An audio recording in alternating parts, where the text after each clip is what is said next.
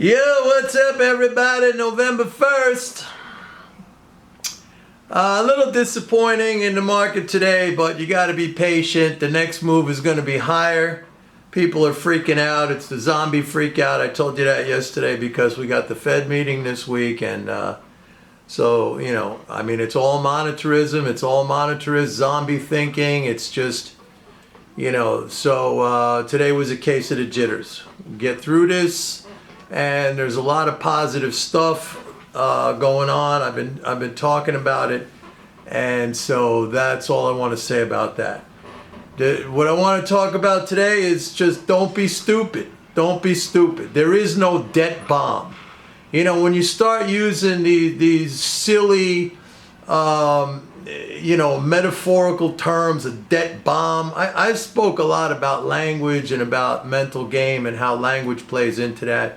When you start characterizing things like that, number one, it just creates a mind picture that is very, very scary and totally inapplicable to reality, okay? So if you want to do that to yourself, go ahead and do that to yourself. I know that this type of figurative language is constantly used in the media, by pundits, so, on the one hand, I could kind of excuse it because, people are coerced by it, they're influenced by it, and a lot of people, they don't have a mind of their own. They don't have a brain of their own. They just like to parrot these stupid things, okay? And you know what? That makes you stupid. There is no debt bomb. A bomb is something that literally explodes, that could destroy physical infrastructure, kill people, stuff like that. I mean, there's no such thing. There's no such thing as a debt bomb. And if you want to use that terminology, then you're stupid, okay? And you're just, I don't know, like you're buying into this freakish, ghoulish, language that is totally inapplicable to reality. If that's your thing, then go for it. Number one, okay? That's just talking about the language aspect, all right? Number two, if you are, characterizing the monetary system like that, then you have zero freaking understanding. And by the way, I don't even know why you come to this channel, because I try to help people. I try to educate. I try to put things into clear terms that, represent reality. All right? And that is reality. Okay? I made a video a couple of days ago. I said that it is impossible. Okay? And that's a very emphatic, I'm using very strong language here because it's the truth. Okay, you never have to be afraid of the truth, folks. You never have to be afraid of the truth. I mean, if you have kids, that's one of the first things you should always teach your kids. Like, don't be afraid of the truth. The truth sets you free. I'm using very powerful words here because it is the truth. All right, this is not figurative language. It is impossible for the United States government, the federal government, to sell any bonds or securities without first having spent money. That is a fact. That is reality. That is the operational reality of how it works. Okay, like you can't drain a swimming pool until you put water in the swimming pool. No bonds or government securities can be sold unless dollars exist in the economy where people have those dollars to purchase the securities. Okay, we do not make dollars. I said this. We are a taker of dollars and a maker of things. The non-government, us. The government is a maker of dollars and a taker of things. We do not make dollars. The Chinese do not make dollars. The Japanese do not make dollars. And the Fed, if you want to play cutesy with me and say, oh yeah, it's the Fed. No, the Fed does not give the Treasury dollars. When the Fed buys bonds, it buys them in the secondary market. It buys bonds or other government securities that have already been issued and bought.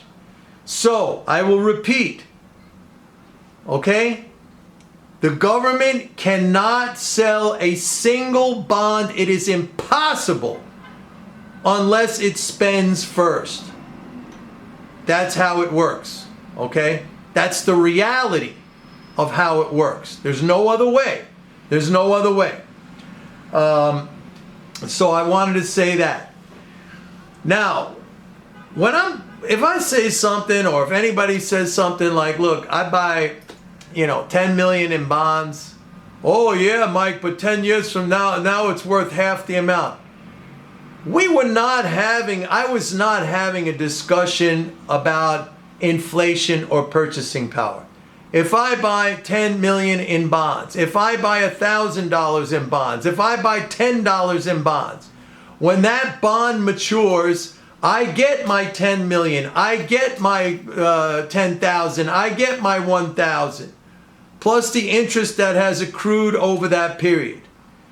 If the purchasing power has gone down, and that has yet to be shown, we have inflation now, so yes, by the way, you cannot look. This is such a simplistic and misleading way. People say, oh man, when I was growing up, a brand new car was $2,500, and now it's $35,000. You cannot frame it like that. It is wrong. The way to frame it, as consumers, we sell our labor. Okay, that's the value we provide as workers, as whatever. We sell our labor to earn money to buy things. It's a question of how much time. Two things. Number one, how much of our labor was required to purchase that good or service. Okay, it has to be broken down in that way. Otherwise, it gives a false and misleading impression. And I did a lot of studies on this. And up until recently, and I admit, with the pandemic and the supply shortages and the sanctions, the global sanctions, that really hurt us too. I mean, we were coming out of the pandemic-related shortages, and then boom, the sanctions went on, and that's, and Biden's blaming the oil companies. You got to take responsibility, dude. Number one, it's your sanctions. Number two, we're exporting 11.4 million barrels a day of crude and petroleum products. It's not a net. The net, we're doing about 1.5 million barrels a day net. So we are a net exporter. We're taking our bounty, and anyway, that's a separate thing. And that's something I said many times. Many times I said that Biden could stop that. Keep the supply here. Okay, but what I was saying is I've done many studies in the past on exactly what I was talking about. Labor hours required. And I did studies going back to like 1968. And the reason I went back to 1968, or you could even go to 1970, was that was just before we got off the gold standard. Remember, we got off the gold standard in 1971 when Nixon closed the gold window, okay? And a lot of these monetarists and these hard money people and these Austrian economists, and people who follow that shit, like the gold standard, the gold bugs and all that, they're like, oh, you see what happened when we went off the gold standard, then the value of the money depreciated and blah, blah, blah, blah, blah, all that kind of stuff. As a matter of fact, that was wrong. Because up until recently, the amount of labor hours required to buy a new car was equal, or it had been actually slightly less than what it was in 1968. Now it's more, okay? Admittedly, I'm admitting it, now it's more. We're going through this period right now. And by the way, the Fed raising interest rates every freaking month, that's not helping either, okay? That's making it worse. But you have to look, you can't go, and not only that, by the way, if you look at technological innovation, look, I'm 65 years old, okay? I can remember, anyone my age can remember, like, if you had a car back in the 70s, or even if you want to go back in the 60s, I was a little kid then, but like even in the 70s, It could be a new car. You were lucky, I'm telling you this right now. Some of you may not know this. You were lucky if that car started up on the first turn of the key. You were lucky sometimes, especially in the winter, if that car started up at all. All right? You didn't have power windows. You didn't have air conditioning. You didn't have power brakes. You didn't have, all the amenities and the sophistication that comes with cars right now. So, what you're getting in terms of value is far more than what you got back then. So number one, the amount of labor hours required to purchase the car, and this applied to pretty much all goods and services. If you made that comparison, which again I did studies on that, the amount of labor hours was less. Now recently, now that has changed. Okay, and we are going through an inflationary period. But that's a whole separate conversation. Don't talk to me about a debt bomb. And let me get back to this debt bomb thing again, okay? Because it's really, I just got to say, it's, when you use language like that, I mean, how dumb do you want to be? That's just like, you want to keep pumping shit, garbage, garbage in, garbage out. Just keep pumping that into your head.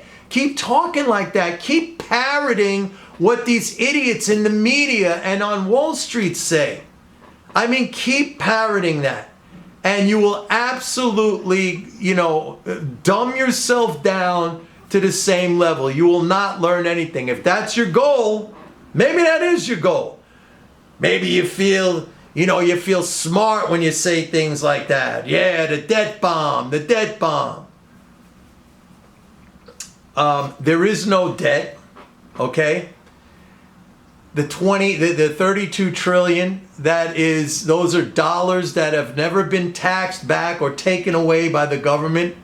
They're held in the form of basically a government savings account called a government security or a treasury, whatever, bond, note, bill. Okay? It's all been paid for in dollars. Those are dollars. That's $32 trillion held collectively by the world, the non-government of the United States, which is the entire, world. It's dispersed throughout the world. You got foreign holders, you got domestic holders, you have institutions, you have individuals. Those are dollars that have been spent into the economy but not taxed back, not taken away. And those dollars are held in the form of treasury securities. Okay? Which is basically a savings account of the U.S. government. Now, we could sit here and argue all day long about, this stupidity of money printing and inflation. That's just garbage, because first of all, most people who get on that track, what are they talking about? They're talking about central banks.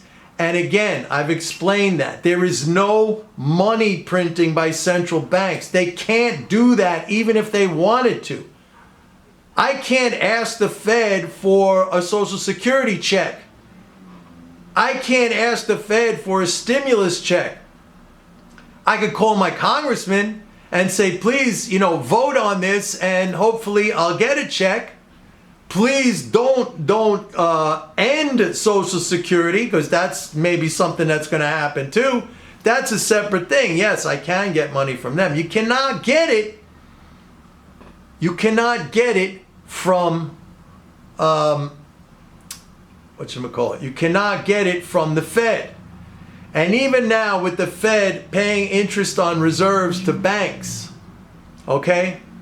Remember that the reserves are a product of the Fed's monetary operations. The central bank, when it does something, when it adds something, it is taking something away at the same time.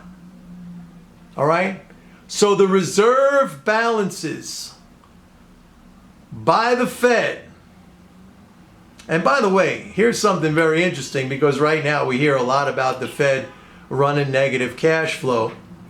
And I forecasted this, I predicted this years ago when Bernanke changed asked Congress to give the Fed authority to pay interest on reserves. I said, if you want to go back to my old videos, I said, there's going to be one day when, the Fed's going to start raising interest rates and they're going to end up having negative cash flow because they got to pay interest because of that. But in reality, who's really paying the interest?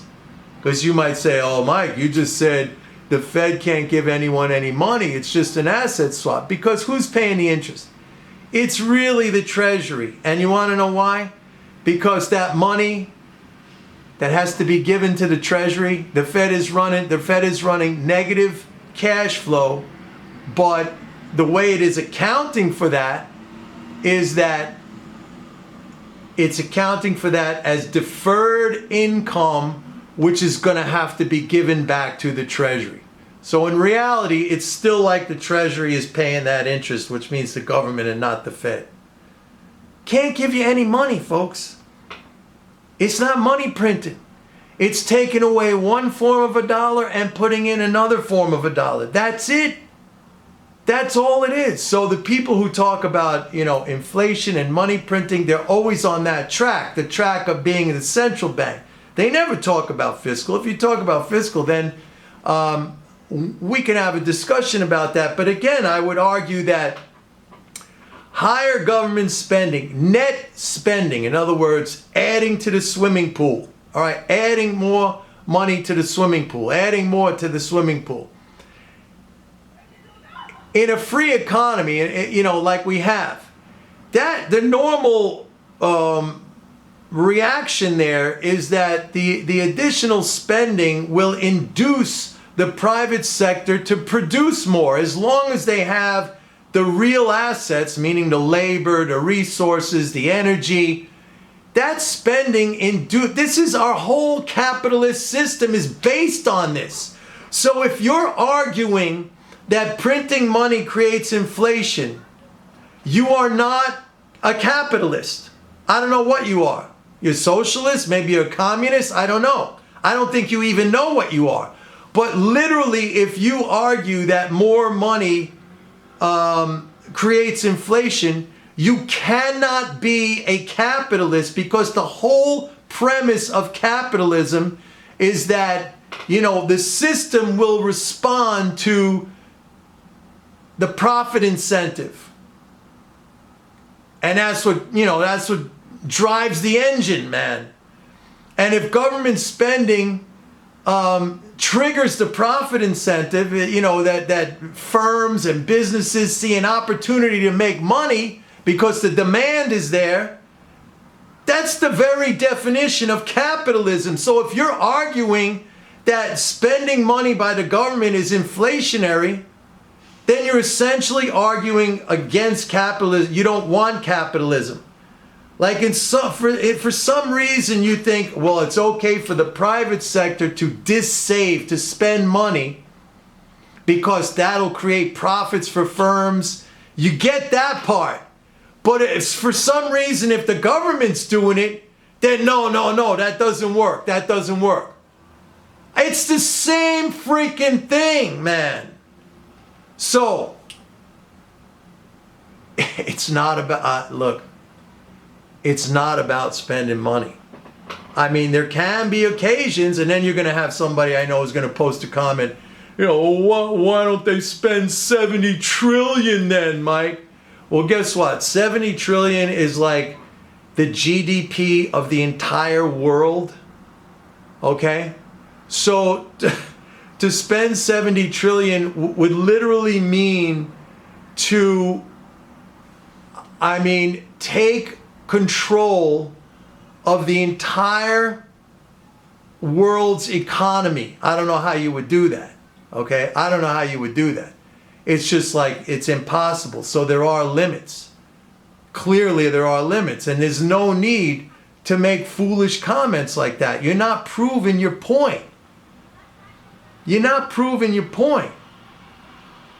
But within reason, and by that I mean using the available real resources. Again, that's labor, and it doesn't necessarily have to be here in the United States. We had this kind of global economy up until recently. Now it's getting all chopped up because of sanctions and this kind of unipolar world, which was dominated by the United States, you know, it's starting to fracture now. You're seeing new relationships emerge, new trading blocks emerge, new alignments, okay, because of the war, because of sanctions and all that other stuff. So it's going to take time for all this to flesh out, and we may never get back to, you know, this kind of nice, harmonious global economy, because, you know, you got, this is getting into a whole political discussion. I don't want to do that. But you see what I'm saying? I mean, I don't know how else to put it. I mean, you know, this is one of the reasons why I just want to shut the whole thing down, because it's a waste of time. It's a waste of time. All right? Either you're gonna make an effort to try to understand these things in reality, in the reality of how they function, or you're gonna marry yourself to, you know, these kind of sensational characterizations that are completely inapplicable, but you like them because they're sensational, and they're you know, they're filled with, there's emotional rhetoric in it, and this really flowery figurative language, and dead bomb, okay? I mean, it's just like, it's ridiculous. It's getting to the point of being ridiculous, you know. It's just getting to the point of being ridiculous. I mean, how many times does something have to be repeated? I mean, people hanging on to these tropes like their life depends on it, man. Like it's freaking oxygen for them. Like, it's crazy. Like, not even the slightest effort to try to understand. You know, I used to be that way. I don't know if I ever told you this story, but like, in my early days, when I first started doing television, and by the way, I was one of the first, when they started that show Squawk Box on CNBC, back in, I think it was 95 or 96, 1996, I was one of the first guest hosts that used to appear on there on a regular basis. And I wish I still had the tapes, but back then I was one of these hard money. I would be on there, I'd be saying the same stuff like people like Schiff, like, you know, we're broke, we're borrowing from the Chinese, the dollar is gonna collapse, you know, we're gonna have hyperinflation, all this stuff. That was my mentality. I was taught that. I mean, I got a degree in economics. And it shows you, like, sometimes I get somebody's parent will come over to me, some kid's parent, my kid's going to school in college, he's thinking of studying economics. I'm like, whoa, do anything except that. Tell him to do anything, tell him to do, you know, I don't know, go to culinary school, take art history, but don't study economics, because it's just garbage. But anyway, so I was saying all that stuff, and one day I got a cold call from Peter Schiff. This was like in 2001. He saw me on TV. He cold called me, and he says, man, I can't believe you. You're the only guy who understands it, because I was saying all this stuff, you know, back then. I believed all that same crap. This was just a few months before I met Warren Mosler, who changed my mind. Because I started, when I met Mosler and I told that story, it's like a light bulb went off in my head. But Schiff cold called me, and he pitched me, he said, you want to do something, like, you know, you could kind of be aligned with my company, and you're on, at that time I was on TV, he wasn't on TV. But it just goes to show you, those views are very, very popular. Very, very popular. Debt bomb, inflation spiral, debt doomsday, the debt clock, the da-da-da. Look, there are some countries, I'm not going to say that reality doesn't exist. Clearly it does. I mean, yesterday I made a video, I was talking about Charlie Munger, right? And I don't know if any of you watched that video that I put the link on my video. And Munger got into the whole debt business in the United States, and then he starts rattling off Argentina, he starts rattling off, all these countries where it was not a comparable situation. Like Argentina has debts denominated in a foreign currency, in US dollars.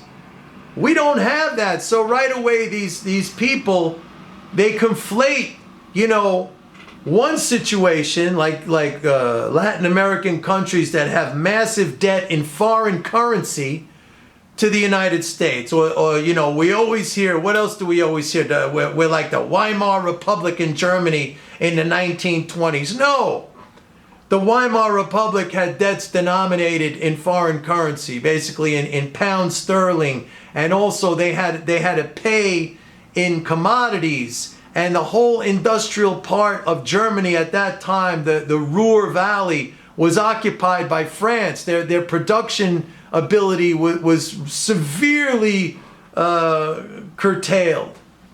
We don't, and they start talking about Zimbabwe. How many times have we heard about Zimbabwe? Another ridiculous, very corrupt country with limited productive capacity. By the way, I think Zimbabwe, from what I understand, it's starting to turn itself around.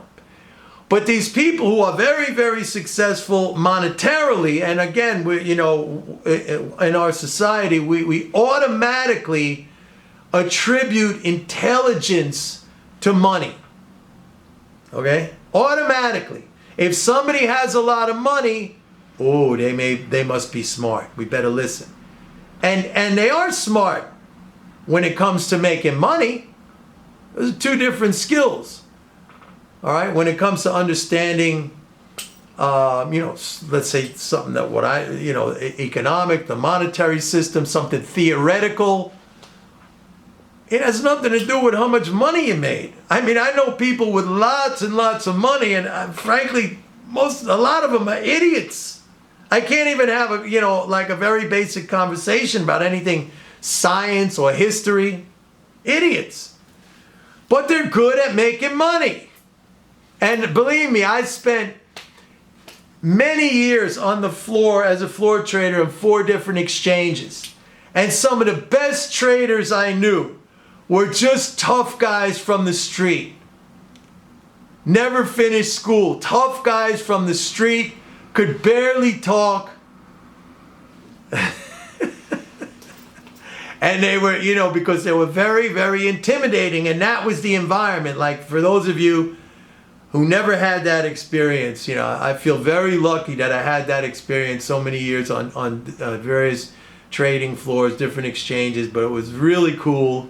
It's gone now, it's over. It went the way of the dinosaur, but I mean, it was really something. I always say it was like a microcosm of the world down there in those trading pits. You had your weak, you had your strong, you had your leaders, you had your followers. And it was it was like the guys who really were good. They were just they put their balls out. They were tough. You didn't want to mess with them in any way, in the pits financially or mano a mano. They were really, really tough guys.